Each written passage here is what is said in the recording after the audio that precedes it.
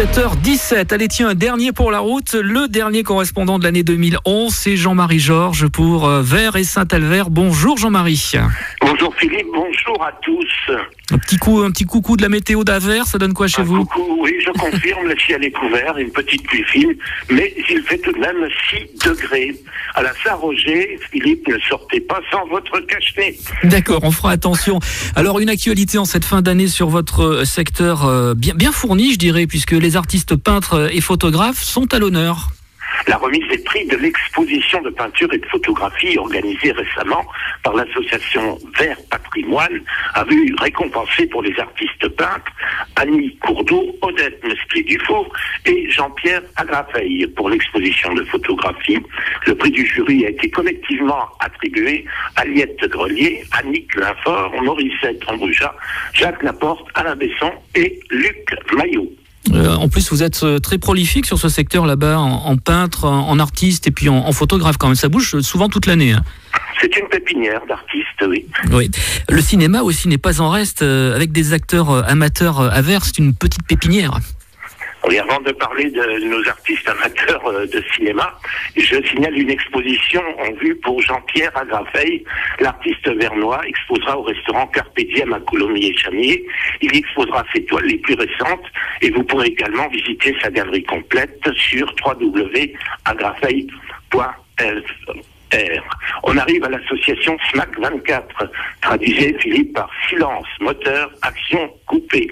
Et bien, cette association voit ses efforts récompensés par la mutualité sociale agricole Dordogne Lot-et-Garonne, qui vient de lui accorder une subvention de quelques 1000 euros. Cette somme va s'ajouter au budget prévu pour l'achat d'une caméra semi-professionnelle, ce qui permettra d'assurer, courant 2012, le tournage du film La morsure du loup. À cet effet, 2 castings, l'un samedi 21 janvier, l'autre samedi 28, à la salle des fêtes de Cendrieux. Et on va rester toujours avec le cinéma et 2 films à voir prochainement, salle Jean-Hugues Giraud à Vers. Oui, 2 toiles à se faire à Vers. Toutes nos envies, d'une part, un film de Philippe Lioré avec Vincent Lindon et Marie Gillin, ce lundi 2 janvier, et un autre film, Ici-bas, film de Jean-Pierre Denis, avec dans les rôles principaux Céline Salette et Éric Caravaca, séance lundi 23 janvier en soirée. Une parution également, à ne pas manquer celle-ci, elle est très fournie, c'est la revue de l'histoire locale du pays vernois. Le numéro 23 des Échos du Verne vient de paraître, vous le trouverez au point de vente habituel. Au sommaire de cette attachante petite revue illustrée de magnifiques photographies anciennes et d'actualité.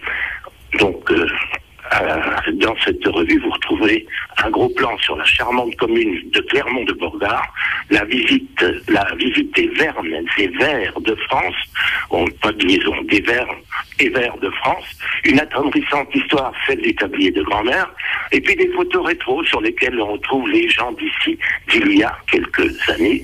Les artistes locaux sont également présents dans ce numéro de l'Écho du Verne. Voilà, une revue d'une 30aine de pages, donc bien fournie. Dites-moi, Jean-Marie Georges, vous ne nous avez pas parlé de truffes, vous allez bien? Oui, évidemment, le diamant noir en cette saison est la vedette de ce numéro des Échos du Verne. Il vous y donné des conseils si vous avez l'intention, pourquoi pas, d'implanter votre truffière. Et Alain Brujassou, le commissaire du marché aux truffes de Verne, vous parle et vous conseille pour ces marchés dès lundi après-midi. À titre indicatif, Philippe, il a été échangé lundi dernier un peu plus de 25 kilos, prix moyen de 700 € le kilo. Qui dit truffe, dit recette. Et oui. Eh bien, il nous en est chuchoté quelques-unes par le chef de service des Échos du Verne. Bon, à ne pas manquer également. C'est vrai que tout le monde dit que la truffe, elle n'est pas tellement au rendez-vous, mais on s'aperçoit qu'il y a quand même les bonnes quantités sur les marchés et qu'elles se vendent toujours aussi bien, de toute façon. Hein. Que ce soit le marché de Vers ou le marché de Saint-Alvère, qui, je le rappelle, a lieu tous les lundis matins. Allez, Jean-Marie Georges, juste avant de se quitter, je ne résiste pas à vous lancer sur le dicton de ce vendredi. Bon, ça sera plutôt une citation ou une réflexion concernant la truffe. Il y a 2 races de mangeurs de truffes. L'une qui croit que les truffes sont bonnes parce qu'elles sont chères, l'autre qui sait qu'elles sont chères parce qu'elles sont bonnes. En tout état de cause, ces truffes vous permettent de faire bonne chère. Quant à moi, je vous souhaite bon réveillon, bonne chère et bonne année. À vous aussi, merci beaucoup Jean-Marie Georges. Rendez-vous en 2012 sur France Bleu Périgord. Au revoir.